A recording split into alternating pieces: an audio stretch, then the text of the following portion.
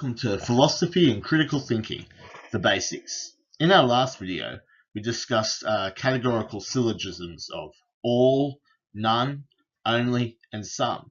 In this video, we're going to be talking about how we can use premises with the words and or otherwise known as conjunctions, disjunctions. We'll also be talking about how to avoid contradictions. Conjunctions is when we use the word and between two separate claims and putting them together. So we have two separate premises and putting them together with the word and. Since we're using the word and, we're saying that both claims have to be true. So for the conjunction as a premise to be true, say A and B, A has to be true and B has to be true. You can't have A being true and B being false, or vice versa, and obviously you can't have both being false. So if you're using a conjunction, both of the claims in the conjunction have to be true. When you're putting it into standard form, typically what we'll do is keep the conjunction together. So like premise one will be A and B. However, you are allowed to separate them into two separate premises. You could have premise 1A and then premise 2B. That's up to you there, because after all, since both have to be true in the conjunction, all the premises have to be true for an argument to be sound. So you can choose what you want to do there regarding to how you want to put a conjunction into standard form. So let's look at the conjunction here at the top. I was born in Australia and I was raised in Australia. The conjunction is true. It is true that I was born in Australia, and it's also true that I was raised in Australia. So both of the claims are true, so the conjunction is true. A way a conjunction can be put into an argument can be similar to what you see below. Premise 1, I was born in Australia and I was raised in Australia. So there's the conjunction as a premise. Premise 2, anyone who was born and raised in Australia can call themselves Australian. Therefore, conclusion, I am Australian. So this is how you can put a conjunction into an argument. In philosophy, we have a principle called the law of non-contradiction, which is to say that if you're going to have a conjunction or you're going to have a set of claims, you can't have one claim that contradicts the other. Together, that cannot be true. That has to be false. So in those situations, you'll need to get rid of one of those claims to get rid of the contradiction. The most explicit way we can see a contradiction is in the following conjunction. I was born in Australia and I was not born in Australia.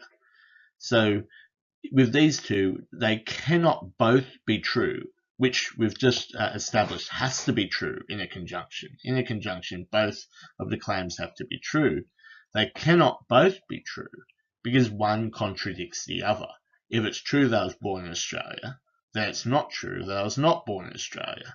And if it's not true that I was not born in Australia, then it is true that I was born in Australia. So this cannot be the case. You have to pick one. Either I was born in Australia or I was not born in Australia. In simple logical form here, it goes by the expression of A and not A. So this is the contradiction that we want to avoid.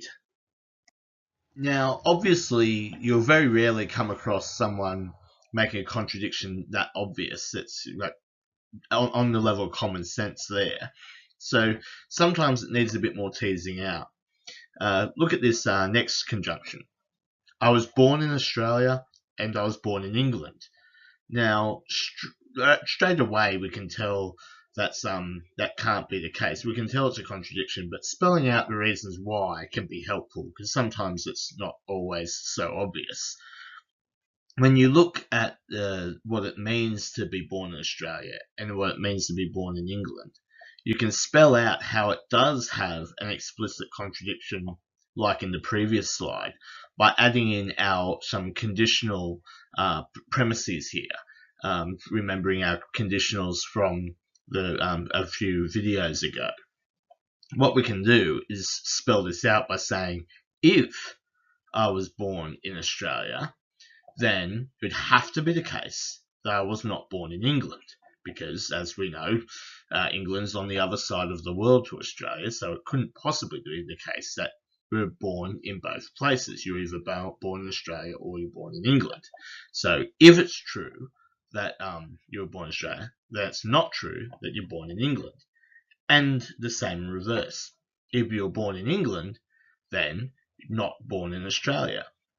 So, if it's true I was born in Australia, then it would have to be the case that I was not born in England, which creates a contradiction. I was not born in England, and I was born in England, which is our A and not A contradiction. And in reverse, if I was born in Australia and not if I was born in England, and then it would not be true that I was born in Australia. So it would say I was born in Australia and not born in Australia. So that's how we can spell out that explicit contradiction, by adding in the conditional. The third way you can tease out a contradiction is in a circumstance which can be a bit more tricky. Let's look at this rather large conjunction here. This one actually has 3 conjunctions. Sam is taller than Mary, and Mary is taller than Josh, and Josh is taller than Sam.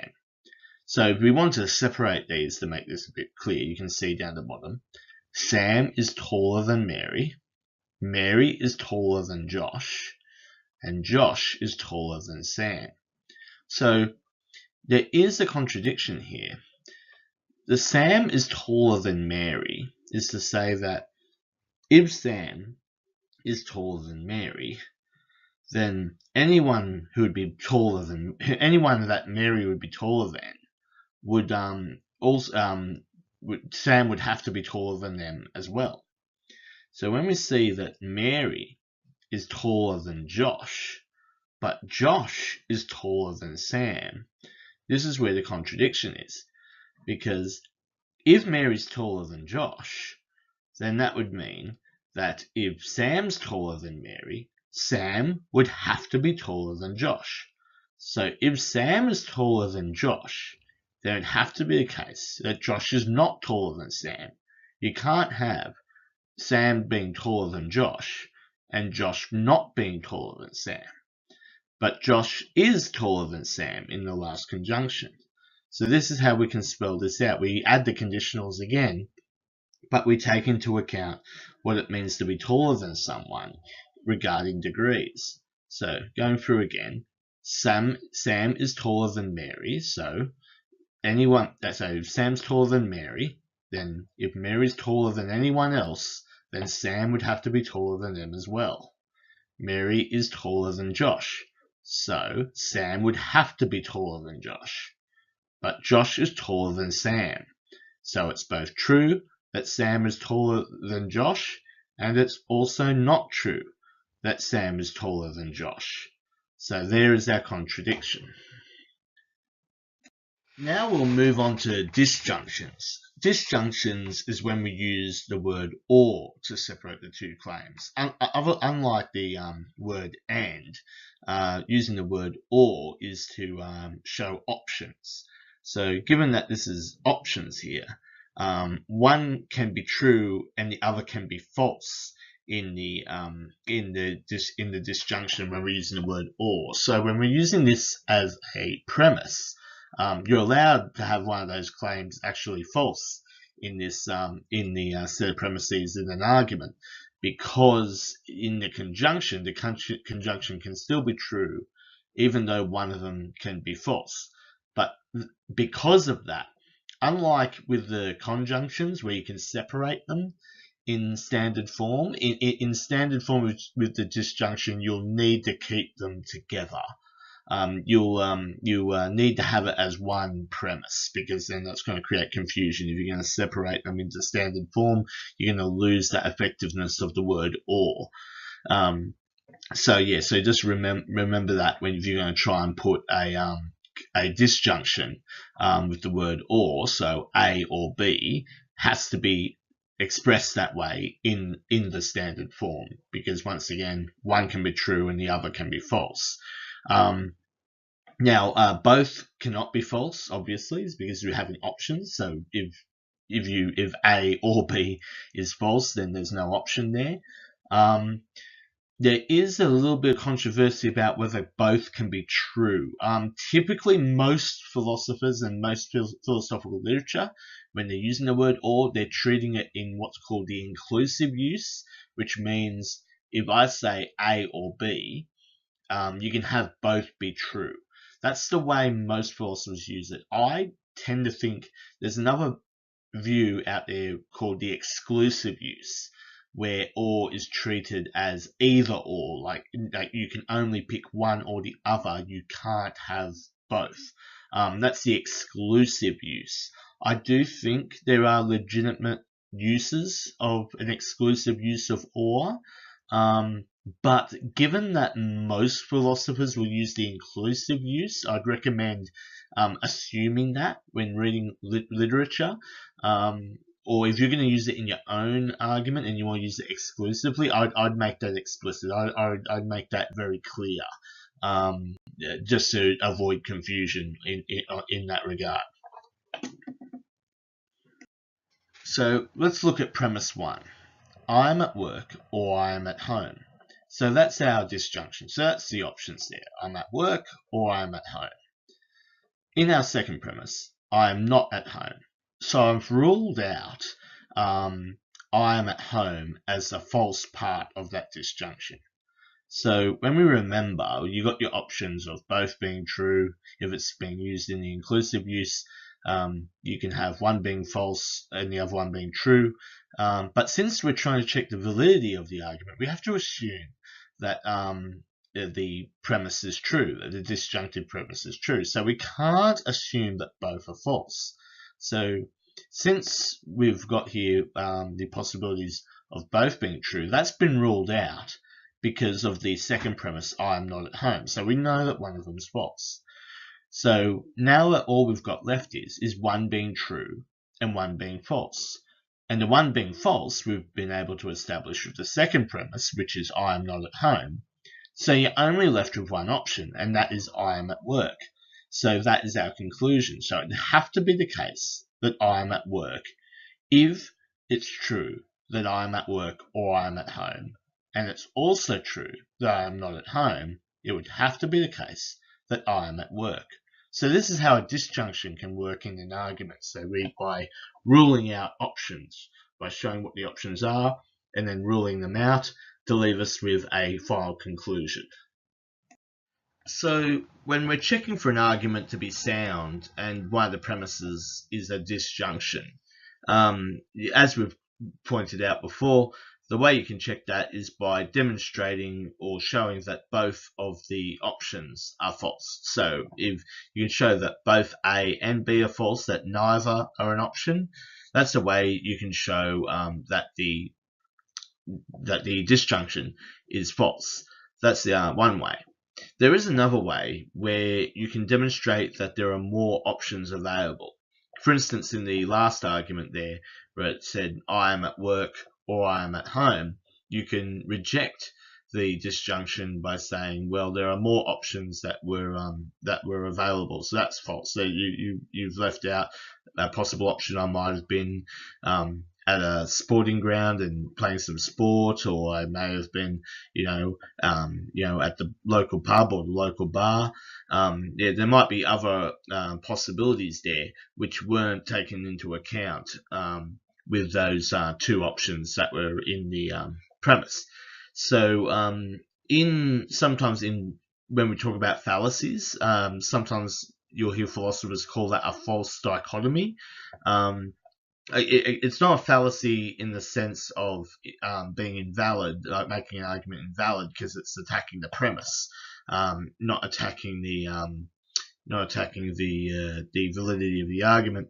I see it came about. This calling it a false dichotomy came about because many times a lot of people will reduce a something down to two possibilities. More often than not, you'll see that there's more than two possibilities. So it's a more of a general thing, but then it can become a bit of a risk if people just start using the word false dichotomy as a fallacy every time they see a disjunction. Sometimes that can be a mistake because there can be some cases where there really are only two options. So just to be careful when you hear people yelling false dichotomy whenever you present two options, it's not always the case. It actually has to be those options actually have to be available. You can't just yell false dichotomy and leave it at that. If you want more information, you can go onto the website www.philosophycriticalthinking.com, or you can purchase the book Understanding Arguments by Walter St. Armstrong and Robert Fagerling.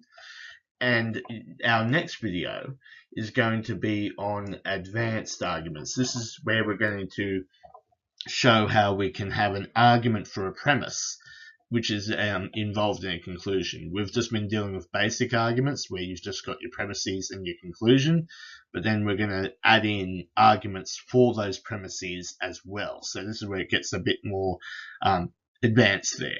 If you want to stay tuned for more tutorials, please subscribe and click the bell. Thanks.